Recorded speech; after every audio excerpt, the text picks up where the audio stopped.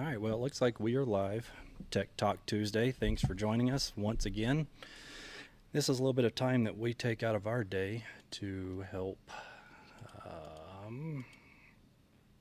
Let's see here. I don't want to do that. That we take out of our time to help answer questions, take calls, about Bobcat equipment and stuff, and talk about the videos that we put out on YouTube and such as that. I'm Brady. That's Mike. You can see they were kind of split here in half. So we got cameras where we can see each other, and so we're not sharing one camera. So hopefully this will make it a little bit better. Hardell's already back. Good to see you, buddy. Thanks for joining us. What's up, man? Yeah, this is just, like I said, this is our live podcast style Q&A. You can call in the show. We're taking live phone calls. At the top there, I do have the phone number that you can call in. We take one call at a time, and if for some reason you don't get through, you can either shoot me a text at that number and we'll call you back when the phone line is freed up, or just try to call again. We would love to take your call, man. The calls were a lot of fun last week, wouldn't you say? I know we had a little technical we had a little technical issues right at the beginning there, but it looks like things are working pretty good now. So hopefully all the calls and everything will work. And we can also take a guest. If you would like to be a guest on the show, we do have in that message that I have pinned at the top there. You could also, if you've got a good webcam, so if you're used to doing like, what do you call it, Skype, or what's the other one? Zoom, yeah, Google Meet, something like that. If you got a webcam FaceTime. and FaceTime, yeah, whatever. We can even do it on the phone. So if you use that link and you want to join us on your phone, I think on an iPhone, you said you have to go through Safari. Yep. Yeah, and then on Androids, it seems to work pretty good. So yeah, you could join us on your phone or on your laptop if you'd like to. Again, we'll talk real quick about the software and the stuff that we have. I know it's hard to keep up with demand. I was kind of surprised at the amount of demand we had for the laptops and the Bobcat software that we have. We have the Bobcat software, and we have the interfaces for both the engine and the Bobcat side. So we've been building those just as fast as we can. It seems like the only time I can build those are on the weekend. We get them all labeled and shipped out usually on Mondays and Tuesdays. So right now we've got just a little bit of stock left, but we'll try to keep them up. Most everything gets shipped out between 7 and 10 days, hopefully sooner than that. So again, like I said, we can do a full laptop version, which is really the better way to go. We use a Panasonic Toughbook, or we have other options too, but they're all heavy-duty Toughbooks.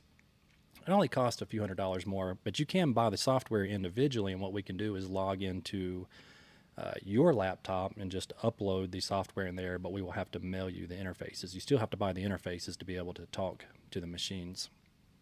So, I need to add my email to the chat. I'll just go ahead and tell you. It is Brady@SouthValleyEquipment.com. And that way you can send us an email and you can ask us about, the software, or really any other questions that you have. We can do that. It looks like Mike's going to go ahead and put it in the chat there, so you have to kind of scroll up, see if you can find it. But Brady@SouthValleyEquipment.com. And I'm trying, if I missed you, I'm sorry. I go through so many emails and texts and everything. Hopefully I will get caught up here this week, though, getting those quotes and everything out. So, all right, Dan is back on the job site now. Man, you're working too hard. What time is it in Texas? It's 5 o'clock. I guess you still got a little more time, but yeah, Dan, that's what I was saying in the beginning, that we can do a guest. Man, I'd love to have you on here sometime. I know you're technologically advanced more so than I am, so it would be easy for you to log in. And I'd like to, it's up to you. Kind of talk about your story. I kind of like how you got started in this and all, man. I'd love to talk to you about that if you ever, get the urge to join us here. So, Justin Evans says, I always like your videos. I worked for Bobcat as well, and I've learned a lot from you. I even mentioned you in my videos as well. And he also says, are you building the fuel pressure gauge? Yeah, we are building the fuel pressure gauge. I'm a little behind on those too, Justin, but we are building those. That is a really handy device, kind of check just fuel pressure. If you have that, in a lot of cases, you can use that instead of having the software and the interface. But yeah, I do have those, and I am a little behind on getting those shipped out. But but yeah, we do have those, and they work pretty good. You said that you mentioned us in your videos. What is your page so that we can follow you back? If you'll post that real quick, I'd like to, check out your YouTube or whatever social media that you have there. But Tony says, how long have the two of you known each other? 6 months. Is that right? I went on a job with you before. Yeah, so really, I guess about a year. Yeah. You want to tell them kind of how you started in this, Mike? As far as like a tech or? Yeah, just what, because you never turned wrenches before.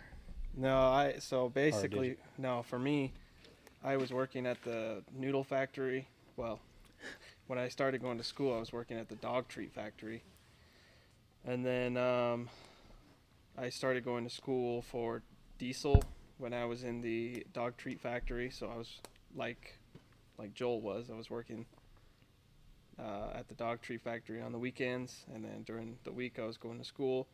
Then I quit in my first semester, and I started going to working at the Bobcat dealership. And I worked there for, I don't know, like 2 years maybe, until last year. And then whenever you left, I don't know how long after you left I was going into work one day, and then you were there in your truck.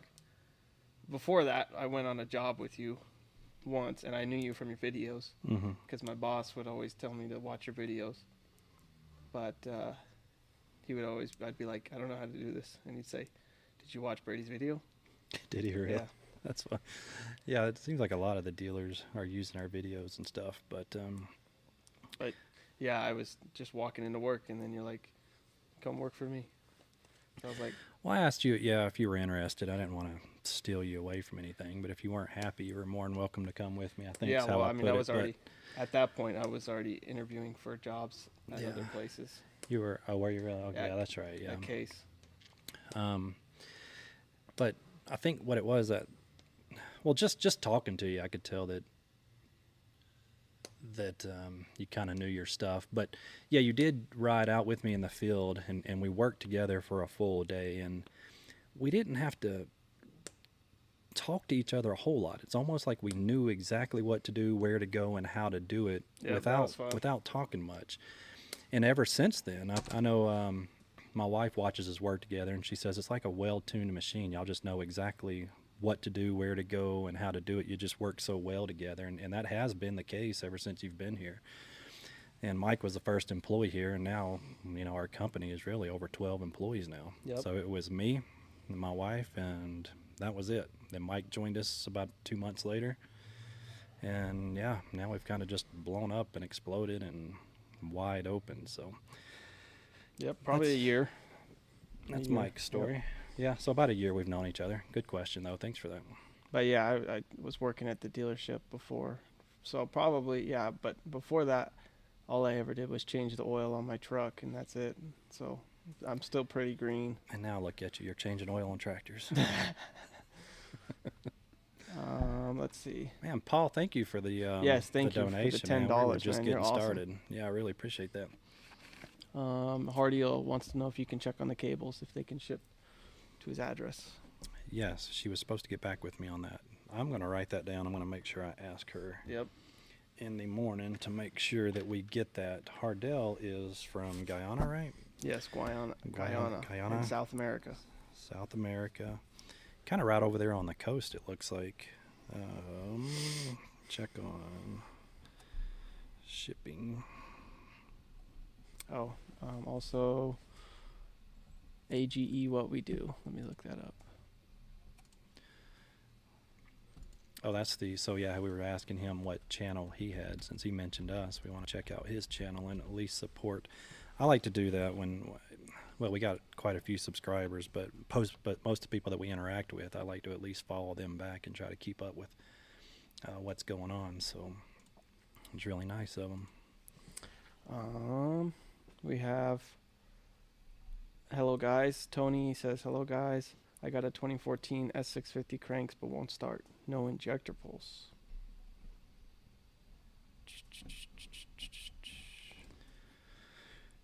Say that again. 2014 S650 cranks, but won't start. No injector pulse. Oh, so that tells me that we've got a call coming in here. We'll just put it on hold from Texas. Let me get you to hold for just a second.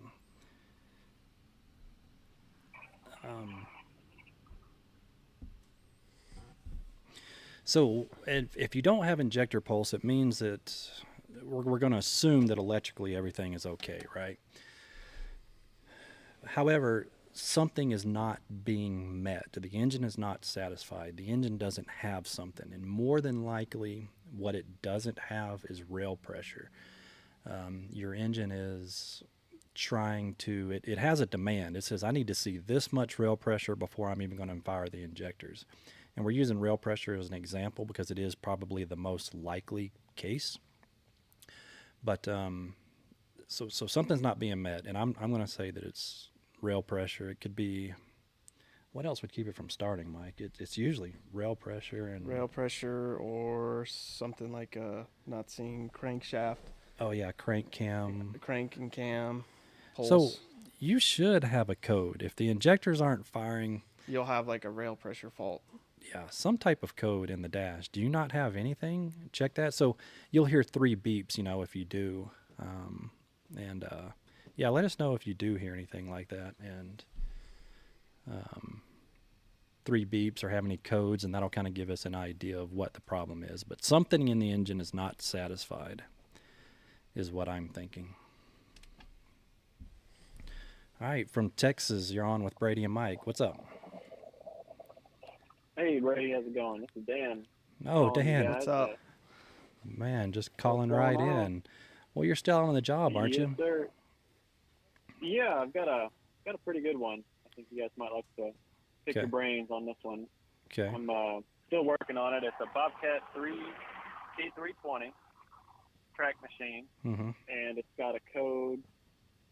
What code was it? It was an battery voltage too high.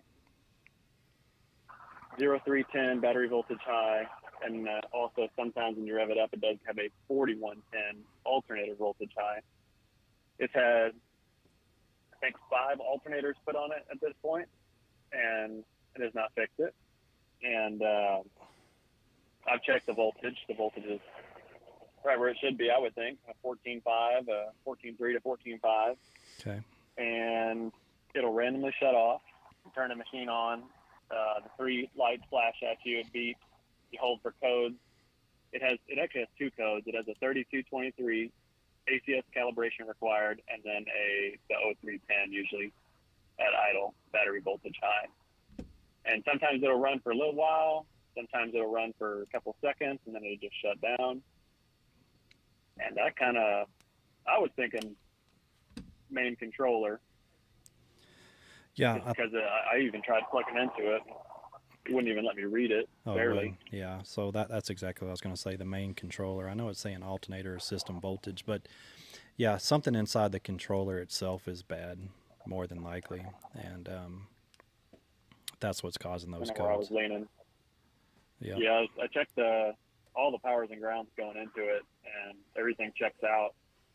They had 5 alternators put on it, but I was going to go check the ripple voltage on the alternator and see if maybe, Yeah. It's like, that makes the thing. They unplugged the wire. It was the orange wire, the exciter wire going to it. And yeah, it'll run it on it. So what happens is it doesn't let you unlock whenever it has that code. Yeah. But if you cut the exciter out of the circuit and make the alternator not charge at all, it won't throw the code, and it'll let you unlock it and drive around. But it doesn't charge. Right. Yeah. Yeah. I mean, 14.3, 14.5 is fine. It's usually once we get up into 15 volts is when we start seeing those codes and having issues, and it'll do that. What happens is you'll be riding along and the battery's a little dead, but it starts charging, and then that thing will peak at 15 volts. And it's always when you're wide open in the forward position, that thing will lock up, nearly throw you out the front of the cab. But oh man. But yeah, I think you're spot on, man. It sounds like it's a main controller issue, so I would probably get that one checked. I wonder. I don't have any machines here, but of course you're familiar with ISOCELL. You can send it to them and they can just check it for you. Yeah, unfortunately, I called them and they said they don't work on the epoxied controllers. Oh, you got the epoxied one. I've got that epoxy back. Yeah, and So, and I did notice that kind of what led me to lead to think that and start checking that is it's got the that epoxy looks like it's starting to come apart on the edges. Oh yeah. And yeah, like on the edges it's starting to crack, and I was thinking, man, there's probably moisture in there, but I can't really see it. You can't open it. Is it a 2-plug or a 4-plug? 2-plug. 2-plug. Okay. Shoot me the part number. Text me the part number on that. I may have a spare one I can just sit out to you for a test. This is for a shop down the road, and he said he had tried plugging in another controller to it. He had the same thought. But when he plugged the other controller in, it didn't do anything. Almost like it needed to be programmed before it would even run. Yeah, but you've got all the software, so you'll just have to update the serial number on it.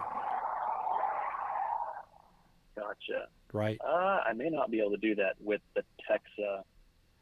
Oh. Okay. So I'd have to use. Yeah, I'm gonna have to get that from you. I've been planning on it. Yeah. You might be able to communicate with Texa. So, okay. Well, let's get. We're gonna get caught up here, but yeah, text me later, and I'm trying to think. I can at least get you the actual software, and you might be able to communicate with it through Texa. But I haven't tried that. But if not, I could even send you a loaner fob or something that you can plug into that and at least program it. Try to save some money before we just take a guess on $1,000 controller. So. Well, that sounds good. We'll play around with that. Okay. Kind of what I was thinking too. It's good to hear a second opinion on it. Well, thanks for calling in, Dan. All right, thank you. All right, buddy. We'll talk to you soon. Hey, I was trying to join that Streamlabs deal, and it popped up, but it didn't quite go through. I don't think. Because, I was just getting started. It does show that someone has asked to join the show, and I didn't click my notifications, man. This is still a learning thing for me, so thanks for pointing that out.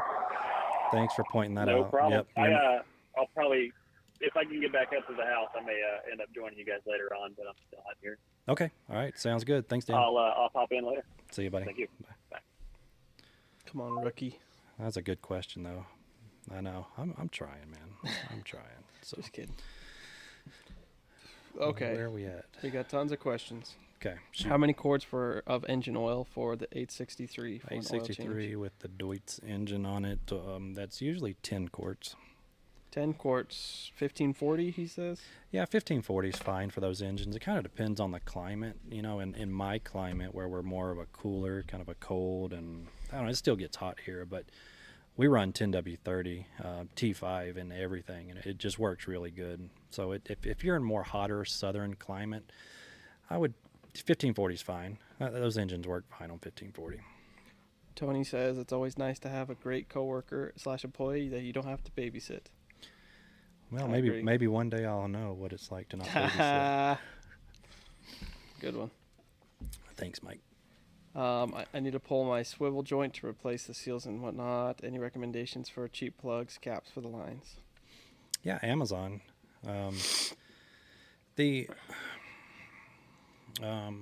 Most of those on the swivel joint, depending on the model. What did he say the model? If it's an older swivel, they used a lot of ORFS, flat face. Flat face. And then the newer ones are all JIC, right? Yep. So yeah, just see which one you have. And Amazon, I'd just get our caps and plugs kits off of Amazon, because caps and plugs always seem to disappear, don't they, Mike? Where we just lost some today. When you take them to hydraulic shops, they disappear. Yeah, somehow. They don't return the cylinder with our caps on them. Then they claim they did. It was plastic caps. Oh, plastic caps. Yeah, they're keeping our good metal ones. And So yeah, Amazon's where I like to get our caps and plugs. Motorhead says, always remember to flush, clean out new hydraulic lines before installing, or a disaster will happen. That's a great point, and I think I saw that somewhere else. It really depends on the... We just got stopped here. Okay. some hot mama in pink pants. Whoa. Anyways, where was I at?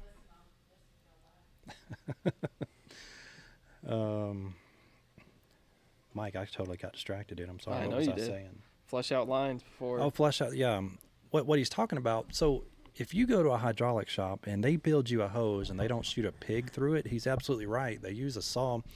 Some of them use abrasive blades, and I use a diamond blade on our cutter, but you still get debris inside the hose. Plus, you don't know where the hose has been, how long it's been sitting. There could be bugs and stuff crawling inside the hose, spiders making nests. You know what I mean? So, water. Yeah, water, anything. And all that stuff could absolutely be detrimental to a hydraulic system. So we've got, on our hydraulic setup, we've got pigs that we shoot through. It's like, they look like marshmallows. And, yeah, we got all the sizes for all the different hoses. So we just stick a pig down in the hose, and we got a special gun. It's not like a variable. It's just, bam, you just Boom. shoot a pop of air through there, and it just launches that thing through there. And we'll run it through one direction and back through the other, and that cleans out everything, any debris that would be inside that hose. Because he's right. As soon as you hook it up, let's say it's a dry motor hose, and you start your machine up, that oil's going to go through there and flush whatever's in that hose right into your pump or your motor. So that's a great point. Appreciate you bringing that up. Right here, Salty Country. I have an 05 T300 code start. Sometimes when I press the enter button to enter the code, the instrument panel will power off. Mm-hmm. And that's pretty common with those panels, the deluxe panels. They start to go bad. I don't know why they do that, to be honest with you. But it will eventually get to the point where it just won't turn on at all. Yeah, you press and hold the button, and it'll light up for a second, and then when you let off, it'll only hold for like a second or two, and then it dies again. So I don't know what that internal failure is, but the that ISOCELL, ISOSCELL, they repair those. They're out of Chicago, Illinois, I believe, or just south of Chicago, Illinois. And Michael put that in the chat there, but they repair those panels, and they can check them for you. So majority of the time it's a panel. The other time those panels do that is when you got like really low voltage, around, below 12 volts, 11.5 volts or whatever. You turn the panel on, and then the whole system comes alive. Your glow plugs turn on. It just pulls too much current from your battery, and the panel has a voltage drop in it, and it can't maintain power inside the panel, so the panel will shut off. So that's the two scenarios that you're going to have on those panels. Motorhead says, wait until these high-tech electrical machines get old. Lots of money. Oh, yeah. That's kind of been my whole argument. I know Mike gives me crap about that machine right behind him, the 763. That is a 1996 model. What year is it now? 2024? So how many years is that? That's a lot of years. That's a lot of years. Like if you were to do the math, like 28 quickly years. in your 20, is that right? Yep. Dang. So my point is that thing runs perfectly. It starts, runs, everything works perfect 30 years later.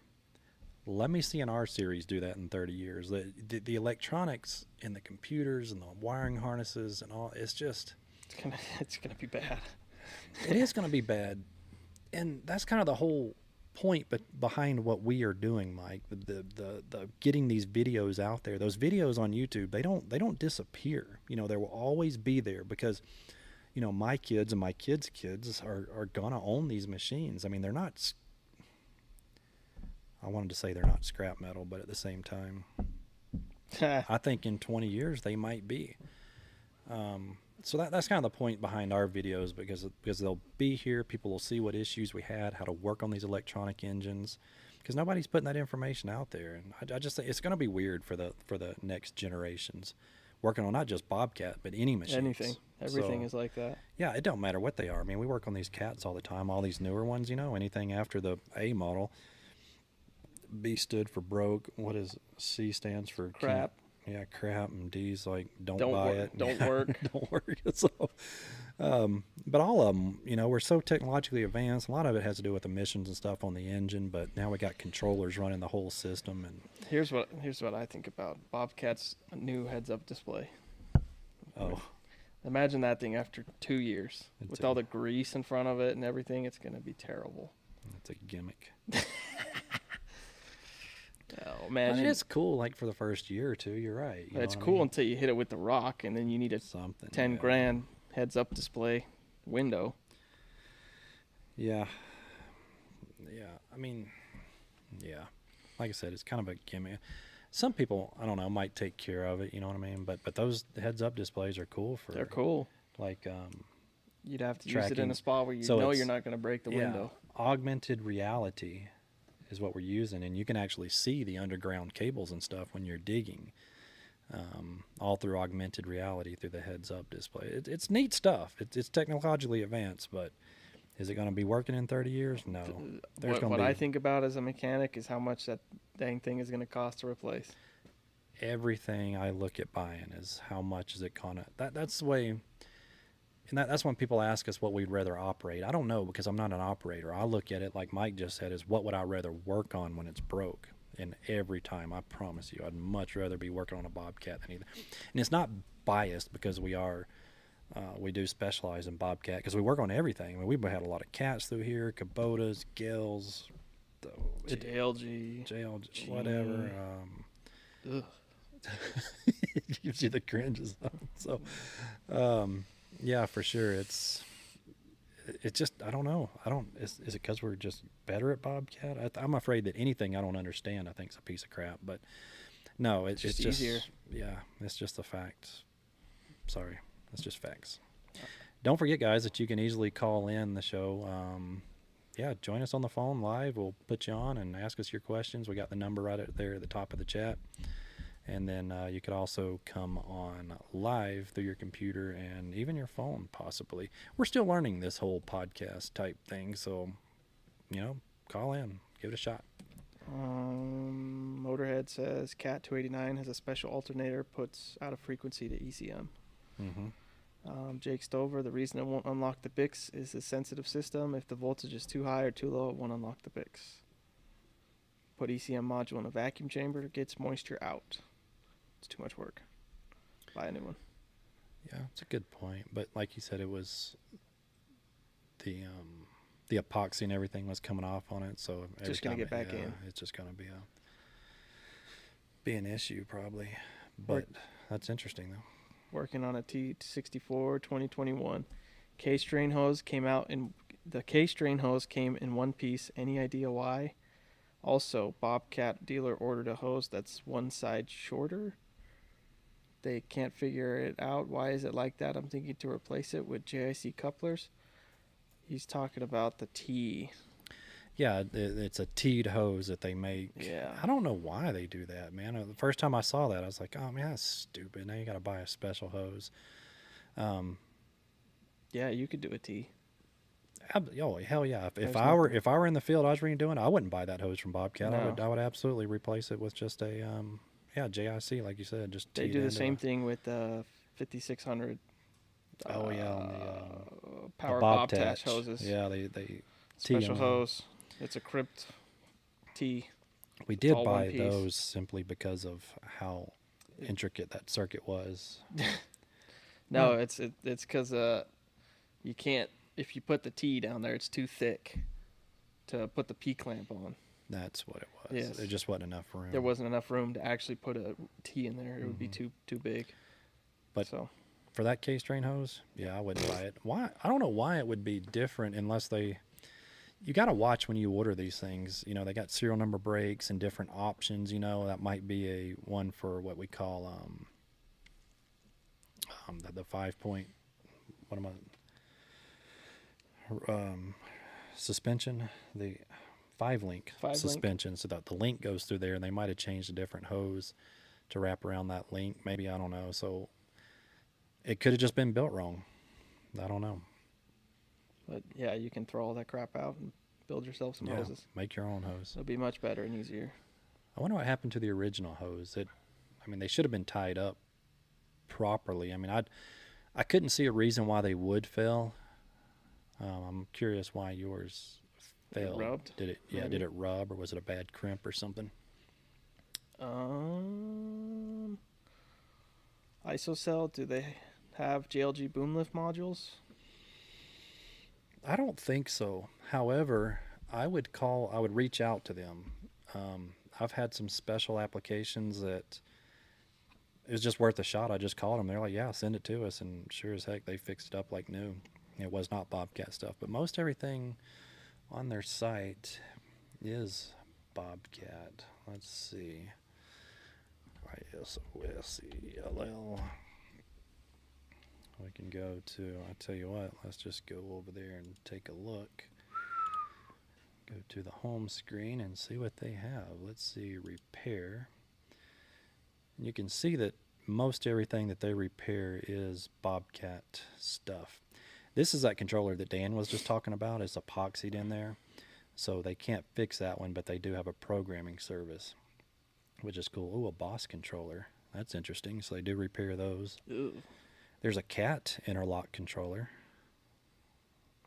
Bobcat remote start toolkits. I guess they repair them because those things, they started blowing up, man. We had a bad run of them things at one time. That I know y'all had one down there at your store at one time, but we had quite a few. I don't know. They were like burning up inside, so maybe they got a repair service. I don't know why. And actuators. Actuators, yeah.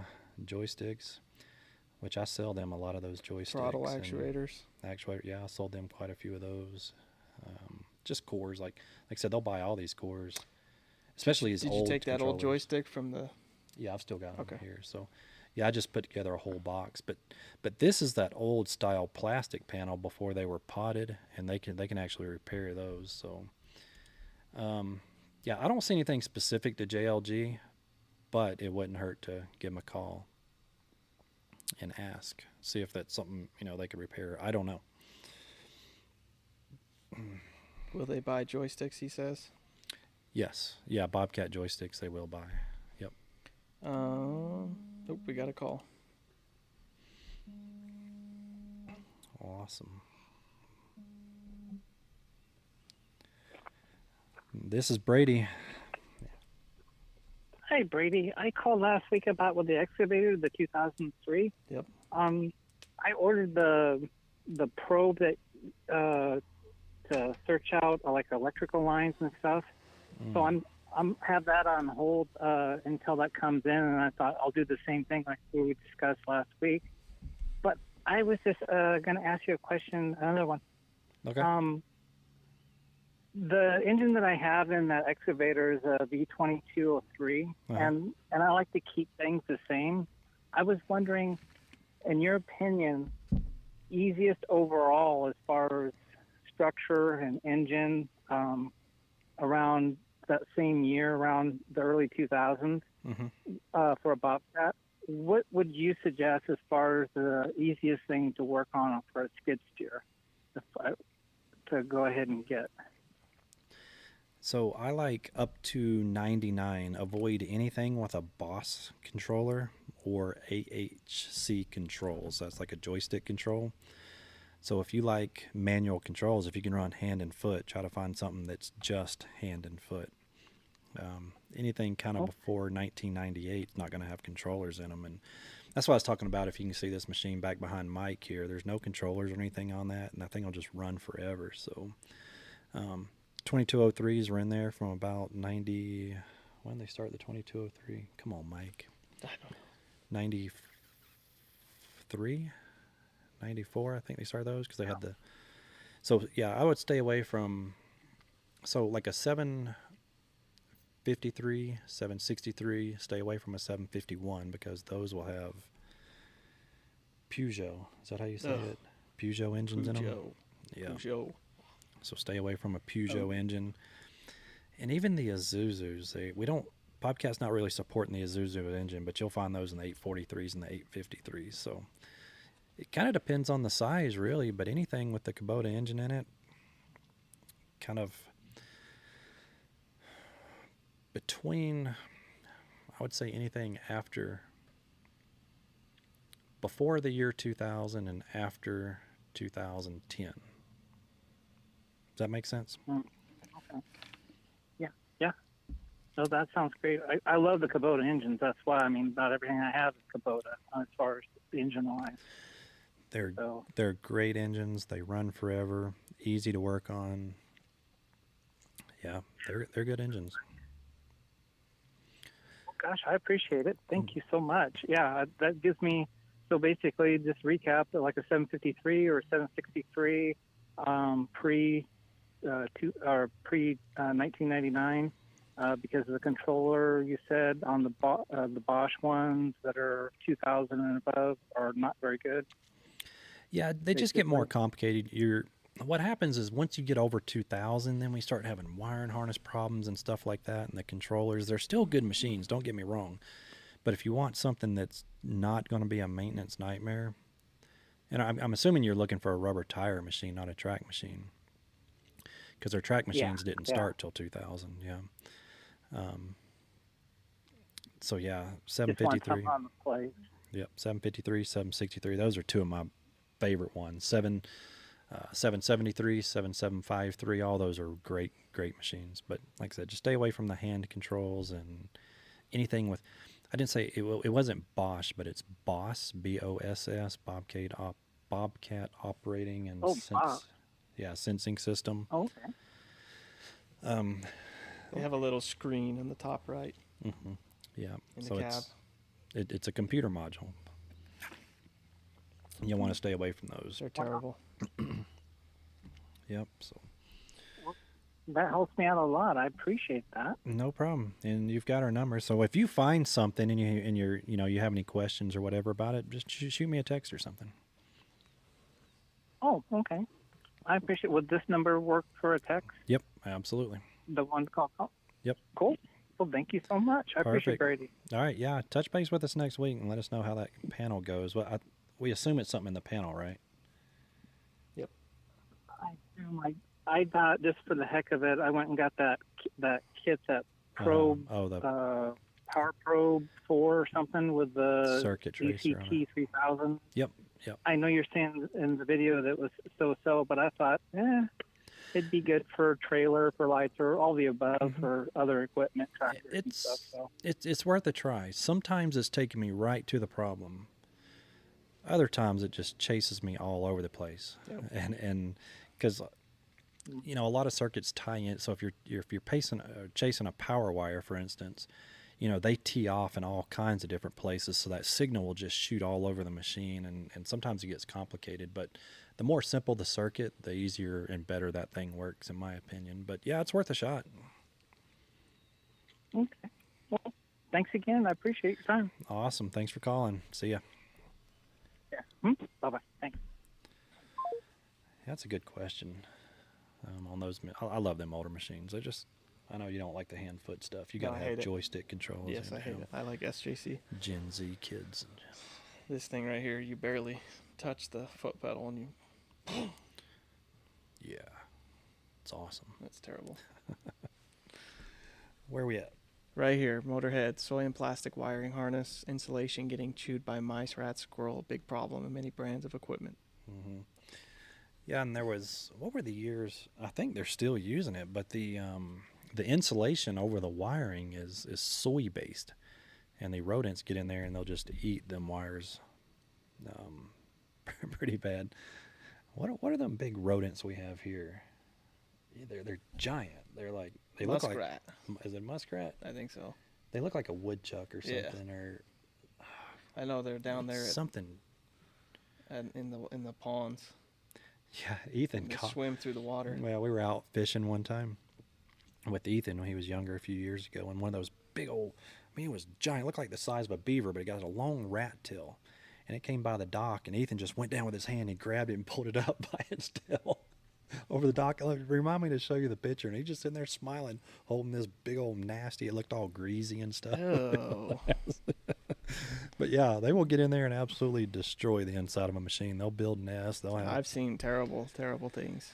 They'll have litters and stuff in there. But 763 with the controller. I think it was, yes, it had a controller, and they just ate everything. Mm-hmm. And the guy was like, I'm like, you're going to need a new harness, dude. It's destroyed everywhere. And he's like, oh, I got my cousin works at CAT. He can put a new harness in. So he took it back up on the trailer. Mm-hmm. Start over tracing some wires. Yeah. Mm-hmm. Brady, I have a 2016 T590. It had a light fire. engine was running until fire was put out. Is it worth repairing? All the hydraulics and the paint, all the hydraulics are fine and the paint wasn't damaged. Maybe someone knows where to get the new electrical components. Maybe someone has some used parts on this live chat. Maybe. I'm gonna go to the bathroom fast. What? I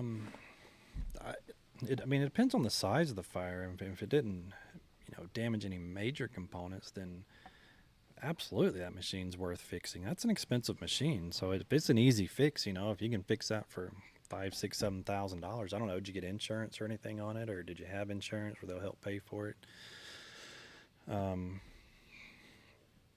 Yeah, if it's not bad, I would definitely try to rebuild that. So if you've got part numbers for what you need, you've got the serial number, you go to Bobcat. It's partscatalog@bobcat.com or partscatalog.bobcat.com. Anyways, look up your part number, and we've got a company out here. There's quite a few boneyards across the U.S. for Bobcats, but we use a company called Utah Track and Weld, and they've got a big boneyard. But with the part number, I guess they've got connections all over the United States that, you give them the part number, your serial number and all that, and they can usually trace it down and track it down and ship it directly to you. So that's an option too. The thing, I don't see a whole lot of those machines going to the scrapyard unless it is like an insurance thing or something like that. And because most people buy them broke. I got a friend of mine that buys a ton of broken machines, like from Sunbelt, and buys them from auctions, and it always turns out to be something simple, something cheap. So yeah, if it's not like a huge deal, if it's just some wiring and some hoses and stuff like that, fix her up. Let's see, some module costs $3,000, so that was in the fire, a $3,000 module that burned up.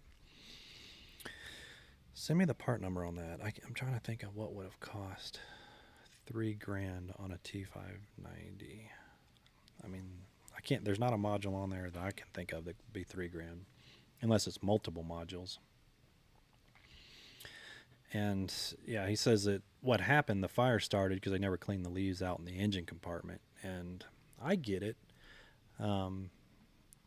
I'm guilty of not opening the engine compartment door every time I start a machine. I should check the oil every time. I mean, technically you're supposed to, but I figure if the last guy started it, maybe he checked the oil. But I went out and I jumped on a machine, kind of like, I was a little bit newer than mine, started it up, and I pulled it out of the barn, and took it over to my truck, and I had it warming up, and just smoke started pouring out of it. And yeah, I thought for sure it was going to burn to the ground. Had a fire extinguisher on my truck and opened the rear door and put the fire out. But what happened is it was in the barn, so birds are going in there, and they built a big nest right over the top of the exhaust, right over the top of the turbo. And just that few minutes of me running it, it caught that nest on fire. Almost lost the whole machine, but I just lost a little wiring and stuff. So yeah, we got it fixed up. That was a good story. I heard all of it. I'm glad. We are at Tanner. Let's see. I see chicken shit because hydraulic hoses to fall on loaders cause the corrosion. Okay. So what he's saying is, yeah, in barns, so chicken poop cause hydraulic hoses to fail on loaders. They'll perch on the machines. And I thought you said fall. Or even cleaning out the chicken houses or whatever. Yeah, that stuff's terrible. What's the chemical in there? It's high in nitrogen or something. I don't know. I'm not a poop expert. But yeah, chicken crap is very hard on machines. I don't know. Should a 2023 Bobcat Toolcat feel like it goes faster in reverse than forward in standard speed? Quick response in reverse. 2023 Toolcat. Faster in reverse than forward in Sanders. So, no, it shouldn't. What does it do in 2-speed? You just said standard speed. Okay, quick response in reverse. So what I do is put up on jack stands and do a pump calibration on that. Can you do a manual pump calibration, or do you have to have software? I've never done one on a Toolcat. I do not know. I'd have to look that up. I always do it with the software because I have it, but like our skid steers and stuff, we can do a manual pump calibration by, moving some levers and hitting some buttons and put into calibration mode. But I'd have to look on the toolkit. I just don't know off the top of my head. I got you. But that's where I would start with a pump calibration, and then it'll calibrate the pump to that center position, and it'll give you the same in forward and reverse. So give that a shot. Marty says it was Muskrat is the one that Ethan that's what caught. I thought. Yeah, I'll have to find that picture for you. At Salem Pond, they're everywhere. Mm-hmm. Let's see. Let me go back. Russ didn't have no insurance on that. It's the module on the right side that was definitely toasted. So the module on the right side is the engine ECU, and I would have to see how much that is. So let's just look real quick. I'm not going to share my screen on this one because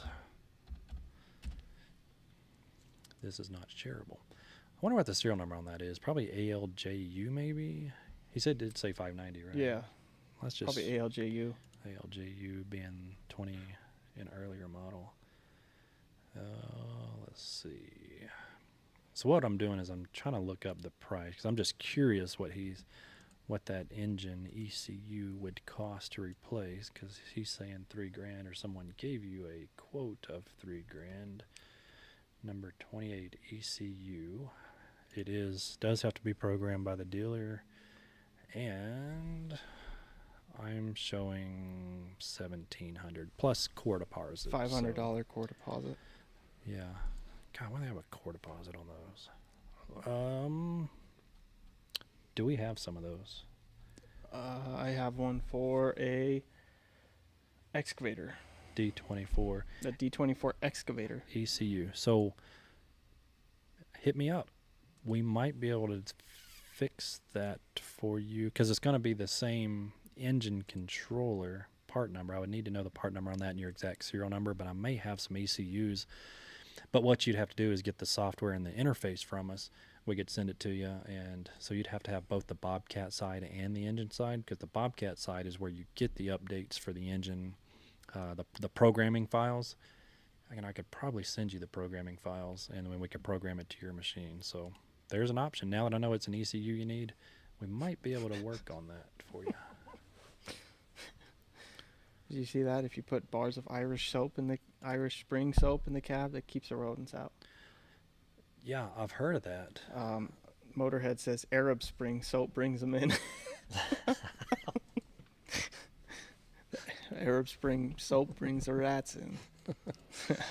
That we talked about this one time on one of the other podcasts. Was when I was in North Dakota, we had a bad problem with them, and it looked like a bag of oh my gosh, what was it?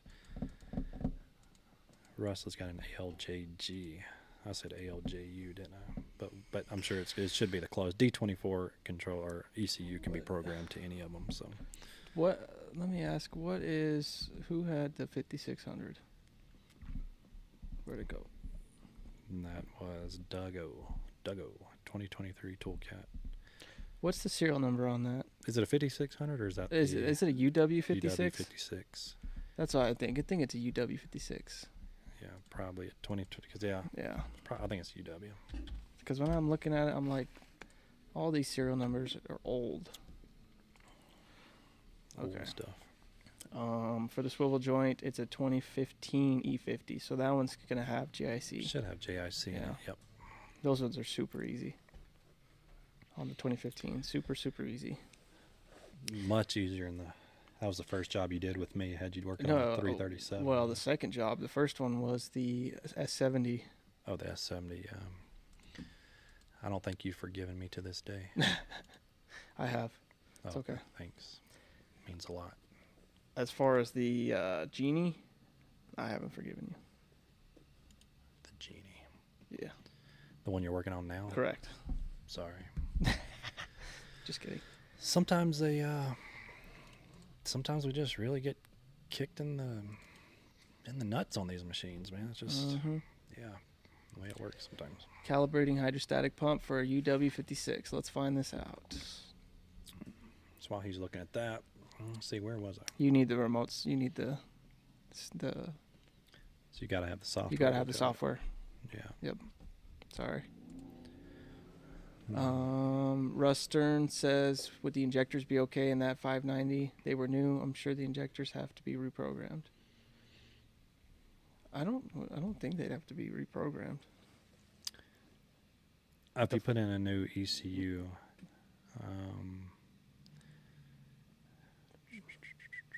it won't automatically identify them. We might have to upload the. Oh, when I did new engines, when I put new engines in, I did everything. Yeah. So I went to part replacement and I did Went ahead all and of the programmed parts. them while you're in there. Yeah. I just did the part, and you just tell it the machine has new injectors, new pump, new EGR. Just Even though it program comes with the new computer, I do it anyway. Yeah. So if you got the software, it wouldn't be hard to do, just to Yep. make sure that everything's up to date. But the thing about it is, okay, you said they were new injectors, so yeah, that's fine, because I don't like to reprogram old injectors.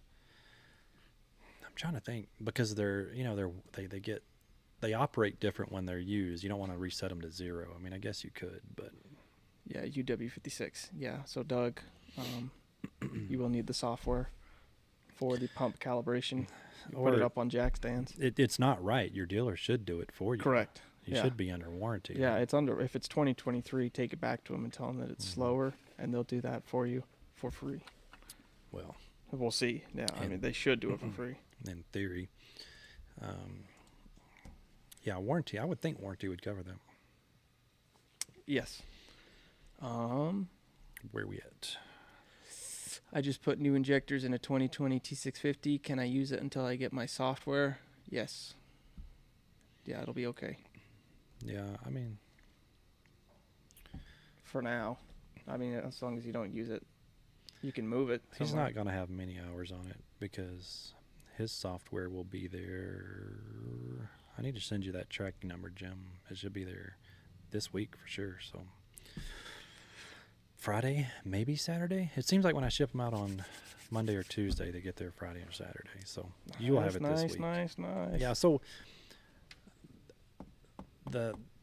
every injector, the reason we program the injectors is because every injector from the factory, we're talking about things on a microscopic level. We're talking micro measurements, and it's kind of hard to actually even comprehend at how fast these things are operating and how tight the tolerances are. So They have like 6. Your injector will fire like 4 times before the piston hits, or before the piston is at top dead center, and then it'll fire there, and even after.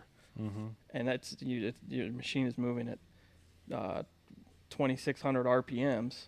Yeah, They're firing yeah, faster than up you to, can even, your mind will even think. Exactly. You're exactly right. Up to 7 times. So you've got the pre, the main, and post injection. So they can fire up to 7 times per stroke. So even brand new parts in there, they still have to put them on a machine, and then it measures the performance of that injector. Although they're all extremely close, on a microscopic level, the computer, the system they put it on to program it, can really fine tune that to a 0 point to where the optimum operation of that injector is, and they put a long 20-digit code on that. On the Delphi, the Bosches are 7, 8, or half that size. It's a lot shorter digit number anyways when you do the Bosch ones. But we also got performance of the cylinder itself. You might have low compression or lower than factory compression, and stuff like that. So once you set the ECU to 0, say, okay, on a perfect engine, perfect injector, based on this code, this is how the engine should run. Well, every 30 minutes, we're doing minimum drive pulse is what we call it. It's learning. It's doing a learn, and it's saying, okay, using NOx sensors, combustion temperature. Well, really, when the engine's running, that's what we're trying to do. That's the whole purpose, is to maintain combustion temperature, really. And so it learns. Every 30 minutes, it learns and just keeps updating those. So over time, 4 or 5 years, it's programmed that injector to the performance of that cylinder. So if you don't program a new injector, am I just blabbing? Thanks, Mike. So if you don't program a new injector, you drop it in there, the ECU still thinks it's the old injector, and it's firing that injector, that pre-main and post injection, as if it's that old injector. And let's say it needed more fuel, then, you know, we're pumping more fuel or not enough fuel. We could have a rich or lean condition. So anyways, that's why we program injectors. Sorry, I'm done. Basically, your machine, you put in a new injector and you don't program it, your machine thinks you still have that old piece of crap injector in there, so it's not going to run correctly. Well said. The last video that I just did on the what was it, the excavator with that pump issue, I just used a couple simple words, you know, load sense, orifice, and all that. We didn't go into how the whole system works, so people were starting to question, well, why did this do that or that? See, I could have done a whole hour-long process of how the load sense works with the margin spool, and the margin spool works with the compensator, and how it all goes through there and works the torque limiter, which torques the... Yeah. I took a 4 or 5 month class to learn all that. Yeah. A hydraulics class. Imagine if I tried to do it in that 6-minute video, I'd have bored the hell out of you. 2 hours long. Yeah. So sometimes in the videos, we just give a general, this is the circuit we're working on, this is what happens, yada, yada, yada. Maybe one day we'll start a class. Getting more in depth. That'd be a lot of fun. Yeah, maybe. Maybe. What was the name of that used parts place you mentioned? Utah Track and Weld? Yeah, Utah Track and Weld. Yes, Utah Track and Weld. Jim, the machine should start. Yep. Cat charges $750 to flash new computers. Wow, that's crazy. It takes like 5 minutes. Making a lot of money right there. Yeah. That's crazy. Yeah, I always just did it by, I think, just an hour labor. That's kind of how we do it. Because, yeah, you got to get all your equipment out, and you got to hook up to it, and load the software, program it, run the update. So, yeah, about an hour labor. But, yeah, I don't say, I mean, that's a day's labor rate. That's 8 hours labor. Mm-hmm. Hey, guys, there's a lot of older used machines for sale in my area. Thought about getting into restoring and flipping them. Would this be a viable business to get into? 100%. Absolutely. That's how I started this company, is with just buying old machines. People didn't want to fix them, didn't want to put the money into it, because the labor was really expensive to fix a lot of these machines. Still got one back there. Yeah, well, yeah. I'm talking about that one right there. Oh, that one? Well, that one, there was nothing wrong with that one when I bought it. That's why I bought it. That thing's only got 1,000 hours on it. What do you mean there's nothing wrong with it? Which one? This one? That one right there. Can't even lift up an attachment. All right, granted, that was a 4,000-pound attachment. I tried, but yeah, it's not. Just mess with you. I know. You hurt my feelings when you talk about my machine like that. But anyways, so what I do when I buy a machine, I put my money and my time into fixing what's wrong with it. You know, fix the brakes, fix the axle bearings, fix the electrical, service the engine, service hydraulics, service the chain case, you know, service the drive motors, fix the idler reels. You know, we put the pins and bushings. The attach is bad. Reseal the cylinders. Yeah, we fix all that stuff. That's where the value is, okay? Don't waste your time painting the machine. Let the next guy who's buying the machine paint it. Because let's say you're going to look at a machine and thing's got a fresh paint job on it. It's got damn overspray and everything everywhere. Well, you know it's a terrible machine when it's been spray painted. So they're either hiding something, or you're right off the bat, you're already paying $2,000 too much for it, because, you know, they're trying to get their money out of it.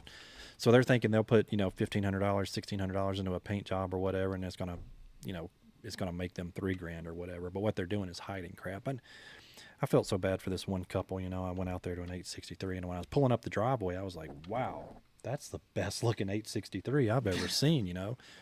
And then the closer I get, then I open the engine door, and then there's overspray and stuff everywhere, and hydraulic pouring out of it, bad drive motors, hoses leaking, electrical problems. It was just a disaster. But by God, did it look good. So with that being said, you know, you've got multiple machines. You want to make a business out of it. You need your name, is what means something, and not selling a piece of junk to somebody. So absolutely know the market. So go on, before you buy the machine, just search the market, Facebook ads, the auctions and everything. See what the market will bear. Let's say you're looking at a 763, depending on the model and options and all that. Let's just say they're between $12 and $17,000, $18,000. Okay, now what can you buy it for? Look at the machine. What all do you have to fix and put into it, your time, and how much can you sell it for? So, do your research. Just don't go buy a machine hoping you're going to make money on it, because you've got to know what you pay for it and what the market will bear. Something is only worth as much as someone's willing to pay for it. So, yeah, I did very good over the years because, we specialize in these machines. It was easy for me to work on them. But, yeah, we did very, very good on just selling those machines. I wish I had more time to do it. And maybe we will get back into it, because it is. In the winter. Yeah. Anthony says, hi, I have an 843 Bobcat. I'm sorry. Are the hydraulic drive motors connected to the chain case? The chain case is filling with hydraulic fluid very slowly. Fill the hydraulic tank, yes. That one would be shaft seals or carrier seals on the 843.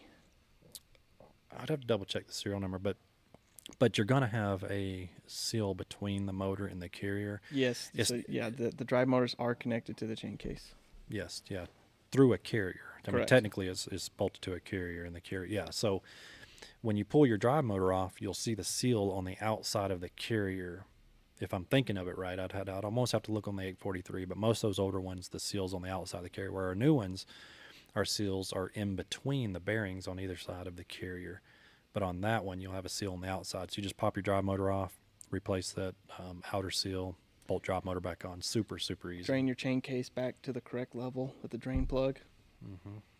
And you should be good. It's pretty easy. Be good. On those ones, I right? wonder if we can. Yeah, it should be. Let's see. We'll look up in 843 real quick just to see. See, I've got 4 different serial number breaks. Do you have a serial number, Anthony? We could look up and see where the seal is for you. Yeah, because let's see. Hydrostatic pump, hydrostatic motor. Oh, the carrier is going to be in the drivetrain. Yeah. Okay, sorry. That's what I was afraid of. You've got a gear case. Check this out. So the gear case is still bolted to and I was thinking, on some of them older 800 series, they had gear cases on them. So depending on your serial number, if you have this gear case, it's completely different than what we were talking about, but you will still be sealed inside here. So we can see these seals here with the shaft that goes through the input. And then this is the sprocket that the chains drive on. Oh my goodness. Yeah, so you haven't I've seen that never before. seen that Yeah. before. So it's kind of rare. That's why I was afraid of saying for sure on those. But yeah, that gearbox is a little different. But long story short, yes, drive motor is connected out here, and it goes through this gearbox and into the chain case. So you still got a seal issue out here, but yours might be a little different. So hopefully that makes sense. Bob Stewart says, I have problems. Okay, this will be anyway. Problems with hydraulic slow, lift and tilt, 843. He has replaced the pump on it. The shafts have been removed. It is an extremely hard control valve to get out. What place to put the control? And then Jake says a loose drive belt because he replaced the pump already. He said a loose drive belt could be slipping and causing the pump to turn slower. So that's what they say. The hydraulics are slow on an 843. So I guess I was trying to keep up. So 843 is all the hydraulics slow? Yes, lift and tilt. Just lift and tilt. And So drive is he replaced fine. the pump already. So going up, down, Could it be tilt a back, linkage tilt issue? back. That's what I'm almost thinking. If it's linkage issue, if it's just not moving the spool If all the the linkage that connects your foot pedals, correct on that way. one, Mhm. to the control valve itself could be worn out. So Yeah, they're not stroking the spool all the way. exactly. Or there's maybe stuff underneath it. Sometimes we'll see that where mud's all packed underneath the pedals and Yeah. you can't fully stroke them. So I don't know if that's the issue, but really what we'd have to do is almost do a flow test, through your auxiliary hydraulics, a flow and pressure test. I mean, when I'm troubleshooting stuff, usually you can just do a pressure test because that's cheap. You can get an Amazon gauge, a 5,000 psi Amazon gauge, and see. But is it? You said it's slow, but is it weak as well? Could you go into a 2,000 pound pallet of sod or brick or whatever, and would it pick it up? It would just pick it up slow, or would it not pick it up? So, running slow is one issue, but slow and weak could be another issue. Yes. But yeah, belt slipping could also be an issue. Could be. First, check your linkages going from your foot pedal to your control valve and see if it's all tight and not sloppy. Brady, you can get me a decent used ECM for my 590. If so, that's awesome. It's Russ with the fire. Yeah, well, I said it's possible. Yeah, I know you sent that serial number. Do you? So email me, and if I don't get right back to you, I'll try to eventually. You might have to email me twice, guys. I'm sorry, I'm so busy, and I feel bad. I start rolling through my email, and I'm like, oh, I missed that one. I missed that one. I missed that one. But gosh, we get hundreds of emails through our system here, and it's hard for me to keep up. But Brady at SouthValley.com. South Valley Equipment. I'm sorry, Brady at SouthValleyEquipment.com. It should be pinned up. No, that's not pinned. At the top, we are pinned with our phone number, so you can call in the show, or you could join us live through the link up there.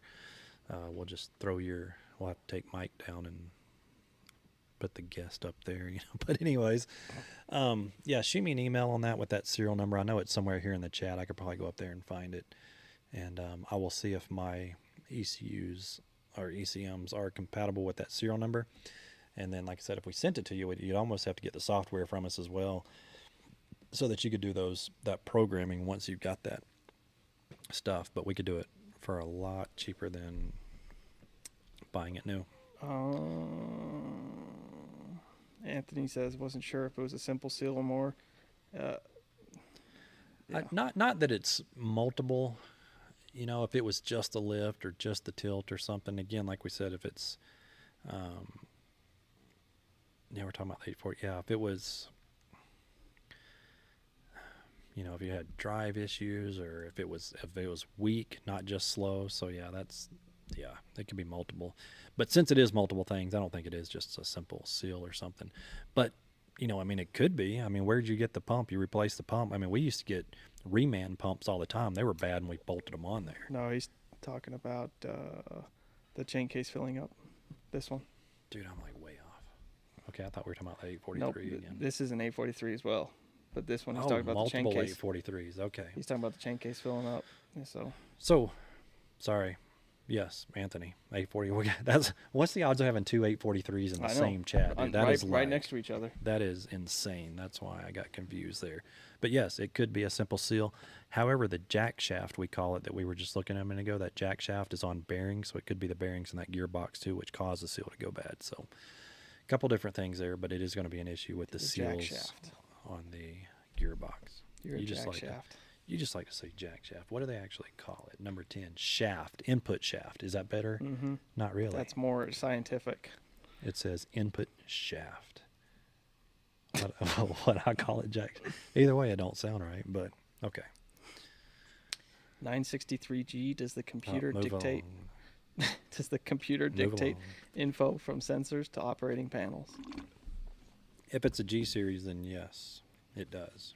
The G series had Bobcat controllers in them, and they work TX RX communication. That's before we went to CAN bus, and they do all it's input output. The sensors go into the computer, and the output of the computer to the panels. So yes. Anthony also However, sorry. Just kidding. Wait, does the fuel level gauge go through? I think the fuel level does. Okay, yeah. So I think we're right. Yes. Okay. Yes. 9C3G does have controllers, and it goes through the sensors to the panels. Okay. Anthony also has no parking brake. Not sure how to go about fixing that as well. And can a leak in the chain case cause a whine in the hydraulics? Into the chain case? I don't think so. Sounds like you're low on oil. So maybe. Yeah, and check your oil to see if it's foaming or anything. Like if we get any, your drive motors are going to whine just when they start to get old and they get a little slop. I mean, hell, my machine whines, but it's in perfect condition.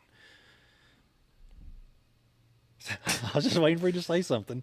Okay. I already said it. Yeah, but they whine, so it's not uncommon. It just applies in general. Yeah, what I said. For drive motors, it's not uncommon for those to whine even on new machines. So, but I would just double check the oil and make sure that it's not foamy or bubbly.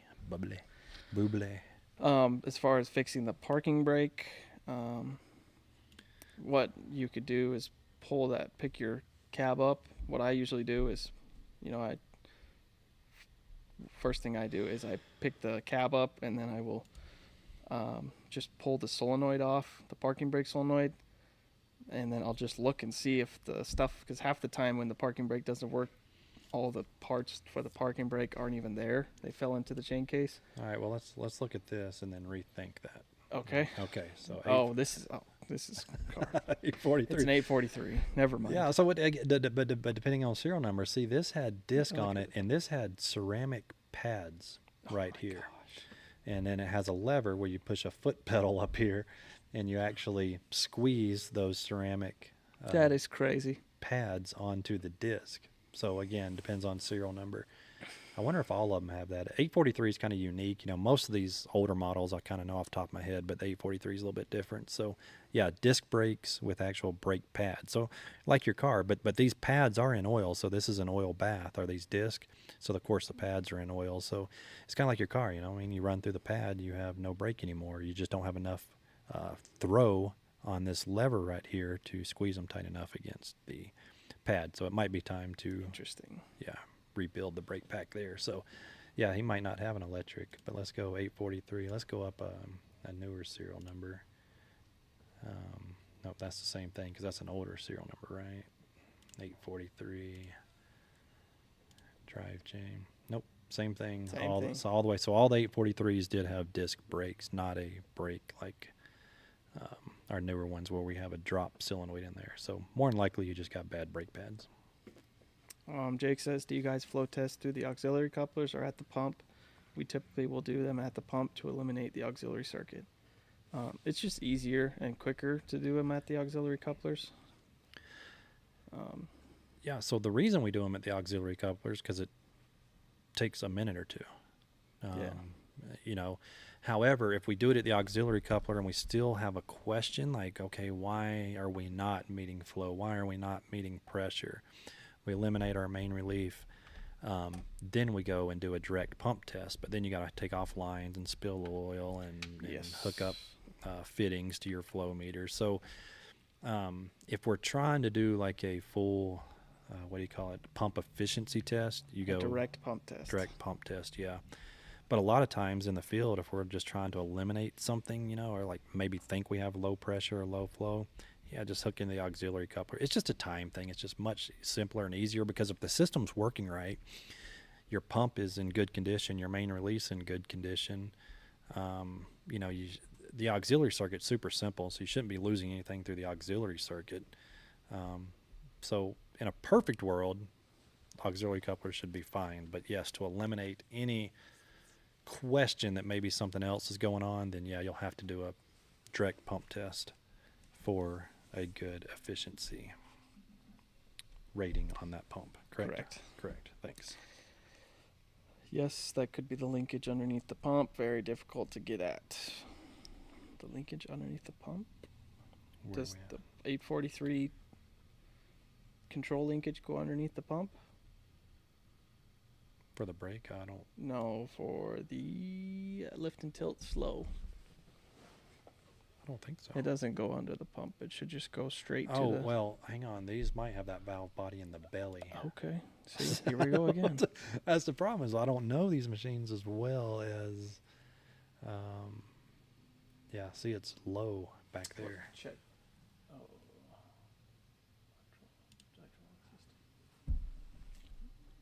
Control pedals.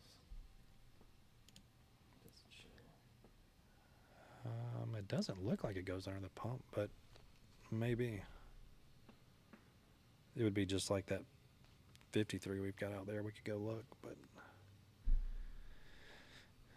yeah, either way, Yeah. they're hard to work on. Just the way they mount those, but like the 743s, they mount them on the belly horizontally. They were even harder to work on.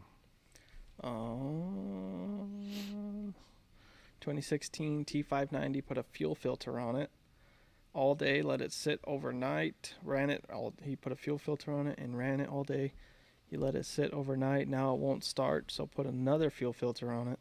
Still won't start. Checked pressure on injectors, all good, and black smoke under load. Did you check it with the software? Yeah, how did you check How did you check your pressure injectors? into the injectors? Yeah, you can't do that without software or that gauge that we built. You know, you can crack a line and just see if you have flow up there, but that doesn't mean anything on a common rail. You've got to have 5,000 psi, and the problem is, where did you get those fuel filters? Let's ask that question first. If you got it anywhere but the Bobcat dealer, then that's probably your problem. And did you get the new style, the big fat one? Not just, we did a video on that where the use our method with clear. So we did that video where those aftermarket fuel filters are taking out injection systems because you can't even tell. It looks like they're getting these fuel filters on Amazon and I don't want to sound whatever, but yeah, I guess the Chinese people are putting. It says he used a new style big fat Bobcat filter. Okay, well. Where'd you get it? Also, how did you check your pressure for the injectors? Mm-hmm. But going back to that, so he used the right filter, but going back to that filter, they're putting the aftermarket. So the big one that he said he put on there, no one aftermarket is doing the big one, but the older style, the smaller one, they're getting knocked off all over the place, and they're putting a label on there that looks like exactly like the Bobcat label. The ink and that quality of the label isn't there, and we've got ways to check that to know that it's a cheap fake injector. But since you've got good fuel filters on there, I don't know. Sometimes contamination gets in the system, and you might have just lost. Why did we change the fuel filter to begin with? Was there a problem when you changed the fuel filter, or did it just general maintenance for you, and now you have problems? It may just be a coincidence. However, more than likely, you just have a bad injector that's not building enough rail pressure. If you're not meeting that 4,000 to 5,000 psi, it's just not going to start. And when you're trying to crank the engine, you don't have enough RPM to turn the pump fast enough to maintain that rail pressure, build that rail pressure if you got a bad leak in one of the injectors. Now, if you were to fire it off with, don't do this. I'm just saying it because people do. They fire it off with, what do you call that stuff? Go juice, starting fluid, which is terrible. But if it starts with that, you're building more RPM. And sometimes you can start it with that and it'll run fine, but if you shut it off, it won't start again because same issue, you can't build rail pressure. And so, yes, he's saying bad turbo, and yeah, we've seen turbos cause no start. I think I have. I haven't seen one. Yeah, I always think I have. All the ones I've seen with bad turbos, they'll start. I've seen ones with bad turbos and injectors. So I'll replace it's multiple things. Yeah, but bad turbos, usually it'll start and then just smoke like a freight train, but it'll still start. Right, because you don't need boost to start the engine. When you're trying to crank an engine, you don't have enough exhaust flow to actually turn the turbo fast enough to build boost. So yeah, Mike's absolutely right. Is when you're starting it, you will actually see a drop in your manifold pressure. So negative pressure when you start the engine until that impeller speeds up and actually builds. So usually it's a bad turbo would be mixed with something else what would cause that no start. So, but sorry. Oh no, go ahead. I'm sorry. I was going to say Caleb said he'll start with an injector. Mm-hmm. So do the back leak, I guess, is what I hope he's going to do. If you have you can do a back leak test, or you can use one of the diesel block off. Yeah, the cap the injector line, like Jake said, and just cap off one line, and then see if your engine starts, and if it doesn't start, cap the next one, and you can use that to find the bad injector. Yeah, that's a great point, man. This Jake dude is sharp. Let's get into the questions faster than we can. I know. But he's right. So, you know, you can do the back leak with the tubes, you know, and crank it over. And if it just shoots up a tube, you know, you know that injector's bad. But with that as injector caps, we sell them on our website at our Tetrad website. The injector cap, yeah, like I said, you can just, it's process of elimination. You know, you're really not, you want to avoid breaking or cracking the lines or taking the lines off. However, I did have a video where Mike and I did that on a machine. We had to move it from the location it was in, and it was a D34, so you can't do a back leak test on a D34 very good because the SCR is in the way and where we had to move it. So what we did is we just started capping off one line at a time. You block that bad leaking injector, and if you got 3 good injectors, that engine will run on 3 cylinders, no problem. I actually run pretty good on 3 cylinders, you know, just to move it, get it to where you need it to go. So, yeah, it's an injector block off cap, 14 millimeter. We sell them on our website. Easy to use. Yeah, you could also, yeah. Anyway, can you explain Bobcat series and what years they cover? I have a 2007 S185. Thought it was a G series, but I also found a website calling it an M series. Jake explained it for us. Dookie, every machine is really based off an F series or the square headlights. G series is like your S185. They have triangle headlights. M series is in the models like T770. They have bolt-on headlights. R series are the newer machines with the inline engines. Yep. So your 185 is going to be a G or a K, and one way to tell between the G and the K series is if you have a hydraulic driven fan or not. The G series had a belt drive fan. The K series, which are almost identical, but they did upgrade to a hydraulically driven fan, and that's one way to check. But yeah, S185 is all going to be G or K series. That will not be an M series. Anthony says, thank you for your help. It's reassuring to have a second voice in the matter. Silly question. Are the brake discs meant to be a little loose? Love your videos. From Australia. Oh, sweet. Australia. Awesome. I used to get a lot of calls from Australia. Wow. On both sides of the island there. Aussies. But yeah, there will be a little slop between the disc, the brake pads and the disc. A little bit of slop, yeah. And, you know, depending on where you set that, I don't know what the play is. I'd have to go back and probably look at the manual because, gosh, I hadn't done one of those in a long time. But you can adjust the tension on those brakes, and you just want them to release, and there'd just be a little bit of slop. I don't know what that measurement is. Mike will look and see if he can find it real quick. But, yeah, of course they won't be tight. You know, it's just like your car. You know, even when you let off the brake, the pad is still really kind of contacting the disc itself. We just don't want them tight, so... Jake says you got him. You totally forgot about the K series. Well, I can already tell, though, Jake, it's going to be hard to get one over you. Yep. Super sharp. That's awesome. Let's see. Add adjustment.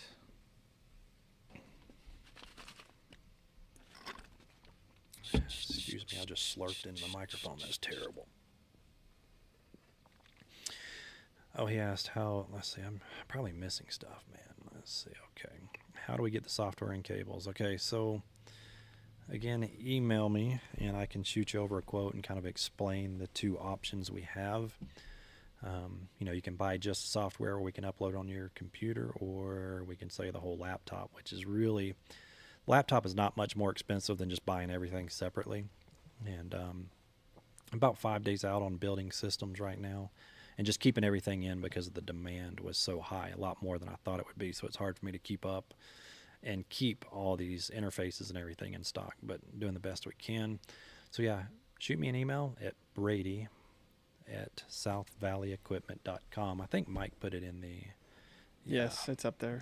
In the chat, but I'd type it again. But there is no spec for the play. No spec for the play, but... yeah, MServe 3D. It's Michael, type it in again. Brady@southvalleyequipment.com. So awesome. Yeah, we'll get you a quote over and get that put together. So Well, all right. Well, thank you everybody for joining us. It looks like we're almost caught up here, hour and a half in, and this one actually worked out pretty good. I think last week. I appreciate everyone just actually sticking with us because we did have some technical issues, and I think it was just speed. Yeah. We were trying to work off Wi-Fi. We're straight cable now, and it seems to be working a lot better.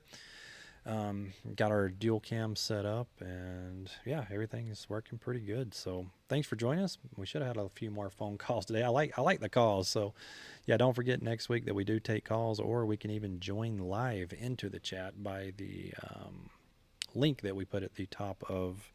We'll pin it in the comments each week, and hopefully you will join us that way. There are no stupid questions.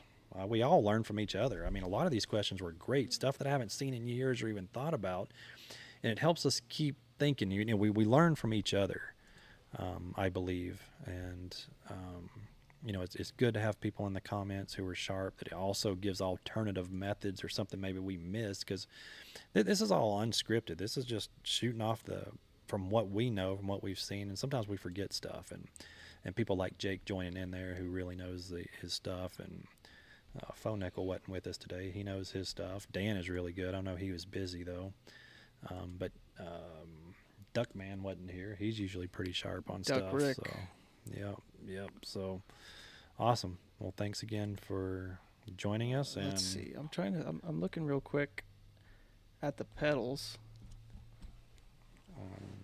On the the linkage in there. 843, yeah.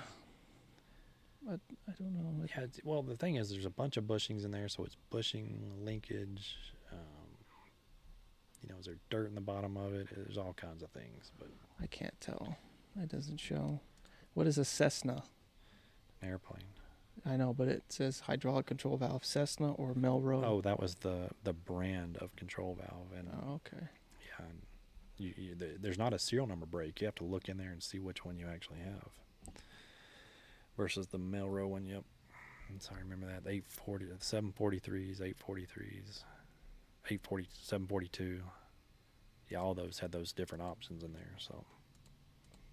Cool, man. Yep. Well, all right. Well, thanks again. We will see y'all next week. Yes, sir. Anything else, Mike? Nope. I'm All done. right.